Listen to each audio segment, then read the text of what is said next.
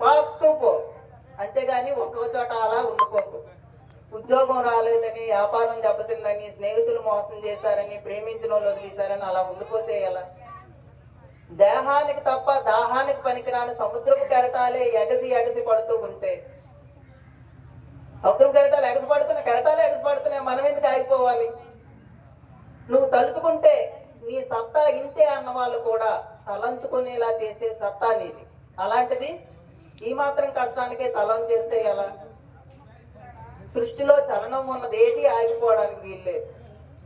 తిరిగే భూమి, ఊగే చెట్టు, ఉదయించే సూర్యుడు, పారే ఏరు, ఆఖరికి అనుకున్నది సాధించాలని నీలో ప్రవహిస్తుందో ఆ నెత్తురుతో సహా రక్తం ప్రవహించడం ఆగిపోతే ఏమవుతుంది?